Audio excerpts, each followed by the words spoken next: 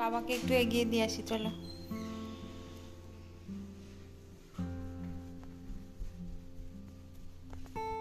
Hello বন্ধুরা, কেমন আছো তোমরা সবাই? আশা করি সবাই খুব ভালো আছো। বাঙালির দিনলিপির আরেকটি নতুন দিনে তোমাদের সকলকে অনেক অনেক স্বাগত। এখন ওই দুপুর 1:30টার মতো বাজে। এখন থেকে আমি আমার ব্লগটা শুরু করলাম। অতনু এখন লাঞ্চ করতে এসেছিল, লাঞ্চ টাঞ্চ সেরে আবার ল্যাবে যাচ্ছে, আর আমি আর শ্লোক ওর বাবাকে একটু এগিয়ে দিতে এসেছিলাম। 12:30টার সময় আসে লাঞ্চ করতে। 1 ঘন্টার মতো লাঞ্চ টাইম থাকে। ল্যাবে যেতে 5 থেকে 10 মিনিটের মতো সময় লাগে, একেবারেই কাছে। যদি ঘুমিয়ে না পড়ে তাহলে প্রায় প্রতিদিনই শ্লোক বাবাকে একটু এগিয়ে দিতে আসে। আর আজকের ওয়েদারটা বেশ ভালো, খুব সুন্দর রোদ উঠেছে, ঠান্ডাটাও অনেক কম আছে, সেই কারণে শ্লোককে নিয়ে একটু ছাদে এলাম। এখানে টেম্পারেচারের কথা কিছুই বলা যায় না। আজকে যদি একটু প্লাসে টেম্পারেচার থাকে, কালকে দেখবো আবার সেটা মাইনাস টেম্পারেচারে চলে গেছে।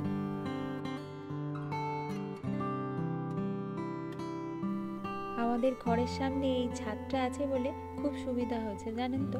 না হলে আমার ঘরে না একটুও রোদ ঢোকে না। শীতের দেশে একটু না ঘরে রোদ ঢুকলে হয় বলুন? যাই হোক, কি আর করা যাবে। তাই যেদিনই একটু সুন্দর ওয়েদার থাকে, রোদ ওঠে, শ্লোককে নিয়ে এই ছাদে আর কমিউনিটি রুমে চলে আসি।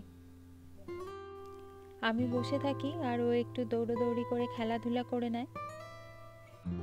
আসলে কি বলুন তো, সোম থেকে শুক্রবার এই সকালের দিকটাতে একেবারেই সময় হয়ে ওঠে না পার্কে যাওয়ার। আর এতদিন তো শীতকাল ছিল বলে প্রায় 4টে সাড়ে 4টের দিকে সন্ধে হয়ে যেত। এখন একটু বেলাটা বড় হয়েছে বলে 5টা সাড়ে 5টার দিকে বেশ রোদ থাকে। তাই মোটামুটি এখন প্রায় দিনই চেষ্টা করি ওকে ঘুম থেকে উঠলে বিকেলবেলা করে পার্কে নিয়ে যেতে। অনেক ছোটবেলা থেকেই শ্লোককে একটু একটু করে শিখিয়েছি নিজের কাজ নিজে করতে। তাই দেখুন, বাইরে থেকে এসে জুতোটা ও প্রত্যেক দিন ঠিক জায়গায় গুছিয়ে রেখে দেয়। সময় কত তাড়াতাড়ি চলে যায় বলুন। আজকে দেখতে দেখতে প্রায় 6 মাস হয়ে গেল আমরা আমেরিকায় এসেছি। প্রথম আসার পর কয়েকদিন বেশ অসুবিধা হয়েছিল। দিন আর রাতের পার্থক্যর বিষয়টা নিয়ে আমাদের খুবই অসুবিধা হয়েছিল। রাত্রেবেলা জেগে বসে থাকতাম আর দিনের বেলা ঘুম পেত। তবে আরও অনেক কিছু অসুবিধার মধ্যে আমাদের পড়তে হয়েছিল। তার মধ্যে সব থেকে বড় অসুবিধা যেটা আমাদের হয়েছিল সেটা হচ্ছে ফোন নিয়ে। প্রতিদিন বিকেলবেলা ওই 4:30 5টার মধ্যে অতনু বাড়ি চলে আসে। একটু আলু সেদ্ধ বসিয়ে দিলাম, চা করব আর একটু মশলা মুড়ি বানাবো। যখন তারা থাকে, মাইক্রো ওভেনে খুব সহজেই এইভাবে আপনারা কিন্তু আলু সেদ্ধ করে নিতে পারেন। আর এদিকে দেখুন, অতনুও চলে এসছে।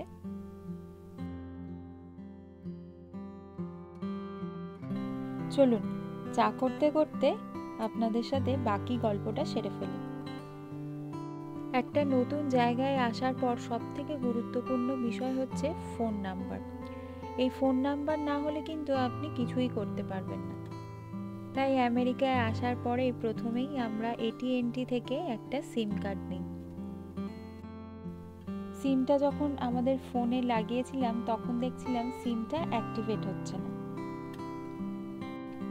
আমরা তো কিছুতেই বুঝতে পারছিলাম না যে কি হচ্ছে। ভাবছিলাম একটু সময় লাগছে, হয়তো একটু পরে আবার অ্যাক্টিভেট হয়ে যাবে। অনেকবার সিমটাকে খুলে আবার পড়াচ্ছিলাম, কিন্তু কোনোভাবেই সিমটা কাজ করছিল না। তারপর পরের দিন ফোনের দোকানে নিয়ে যাই। তারপর ওনারা বলেন যে এই ফোনটাতে সিম অ্যাক্টিভেট হবে না। অতনুর স্যামসাংয়ের ফোন ছিল আর আমার MI এর ফোন ছিল। আমরা দুজনেই ফোনটা সাউথ কোরিয়া থেকে কিনেছিলাম। আমাদের দুজনের ফোনেই সিমটা কাজ করছিল না। তারপরে সিমটা যেহেতু আমাদের নেওয়া হয়ে গেছে, সেই কারণে আমাদের তখন প্রয়োজন ছিল একটা আনলকড ফোন। এবারে আমেরিকাতে আনলকড ফোন খুব একটা অ্যাভেলেবেল নয়। তারপরে অনেক খোঁজাখুঁজি করার পর টার্গেট থেকে আমরা একটা মোটোরোলার আনলকড ফোন কিনলাম। তারপরে ওই ফোনটাতেই সিমটা লাগানো হয়েছিল। আপনাদের সাথে গল্প করতে করতে দেখুন আমার চা আর মশলা মুড়ি দুটোই রেডি হয়ে গেছে। কাঁচা লঙ্কা আর টকটা কিন্তু আমরা দিই না, কারণ শ্লোকও খাবে আমাদের সাথে। আসলে প্রতিদিনই এই বিকেলের সময়টাতে একটু স্ট্রিট ফুড খাওয়ার ইচ্ছা করে। আমাদের ওখানে তো কত রকম অপশান রয়েছে, চপ, ফুচকা গিয়েই টুক করে কিনে নিয়ে এসে খাওয়া যায়, কিন্তু এখানে তো আর ওরকম কোনো ব্যবস্থা নেই, তাই নিজেদেরকেই ঘরে টুকটাক একটু বানিয়ে নিতে হয়। সন্ধেবেলার খাওয়া দাওয়া সেরে এখন আমরা চলে এসেছি আমাদের অ্যাপার্টমেন্টের নিচে একটা মল রয়েছে সেখানে।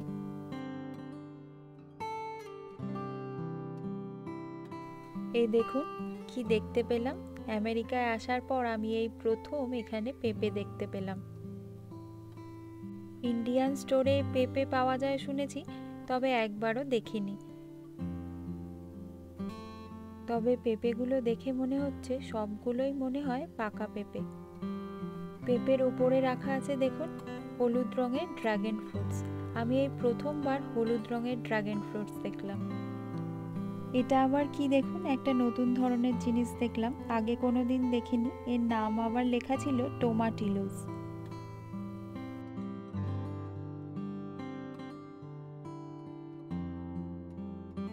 এখানে আসার পর সুপারমার্কেটগুলোতে অনেক নতুন নতুন ধরনের ফল আর ভেজিটেবল দেখতে পাই, যেগুলো আগে কোনোদিনই দেখিনি।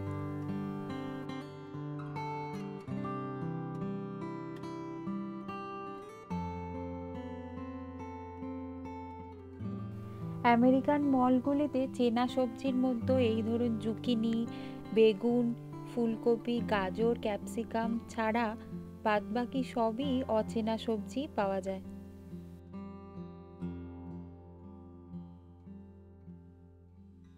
এখান থেকে সাধারণত আমরা কেনাকাটা করি না, কারণ অন্যান্য মলের তুলনায় এখানে দামটা অনেকটাই বেশি থাকে। এই টুকটাক ধরুন রান্না বান্না করতে হঠাৎ কিছু ফুরিয়ে গেলে এখান থেকে এসে নিয়ে যাই। আজকে রাত্রের রান্নার জন্য আমার একটু ধনেপাতা প্রয়োজন ছিল, একেবারেই শেষ হয়ে গেছিল। এই এক আঁটি ধনেপাতার দাম দেখুন প্রায় 100 টাকার কাছাকাছি। অন্যান্য মলের তুলনায় অনেকটাই বেশি, তাই সাধারণত চেষ্টা করি এখান থেকে বেশি কিছু না কেনার। চলুন গিয়ে বিলটা করিয়ে নিই। এখানে এসে আবার এটা ওটা দেখতে দেখতে অনেকটাই দেরি হয়ে গেল, গিয়ে আবার রাতের রান্নাটাও সারতে হবে।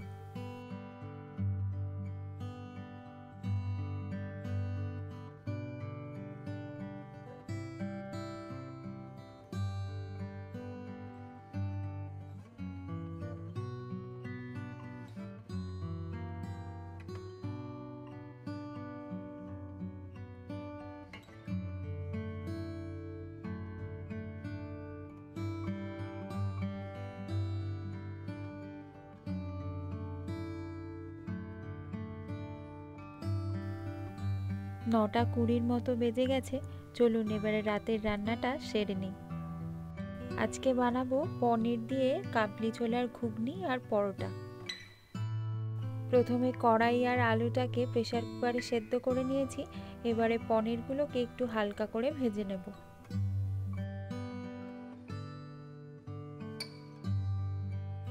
খুবই হালকা করে ভেজে তুলে নিলাম, কারণ বেশি ভাজলে আবার পনিরটা শক্ত হয়ে যায়।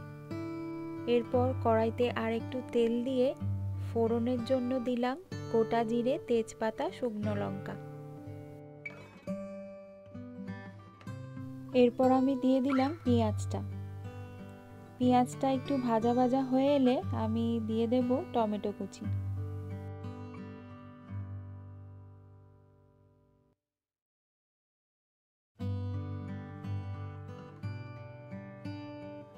তারপরে দিয়ে দেব একটু আদা বাটা, লঙ্কা গুঁড়ো, হলুদ গুঁড়ো দিয়ে মশলাটাকে ভালো করে কষিয়ে নেব।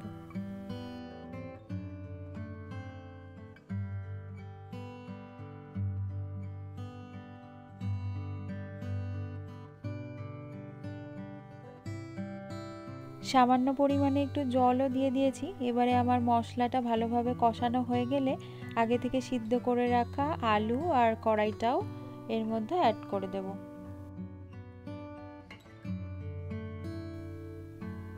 এরপরে দেব টমেটো কেচাপ।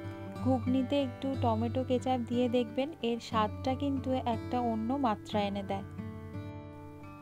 তারপরে দিয়ে দিলাম সামান্য পরিমাণে চিনি আর আগে থেকে ভেজে রাখা পনিরটা। সবশেষে একটু গরম মশলা দিয়ে দিলাম আর নামানোর আগে উপর থেকে একটু ধনেপাতা ছড়িয়ে দিলাম। আমার ঘুগনিটা রেডি হয়ে গেছে। চলুন এবারে পরোটাগুলো করে নিই। এবারে চলুন আপনাদের বলি প্রথম মাসে আমাদের ফোনের বিল কত এসছিল। প্রায় $150 কাছাকাছি আমাদের বিল এসছিল প্রথম মাসে, যেটা ইন্ডিয়ান টাকায় হয় প্রায় 12,000 টাকার কাছাকাছি।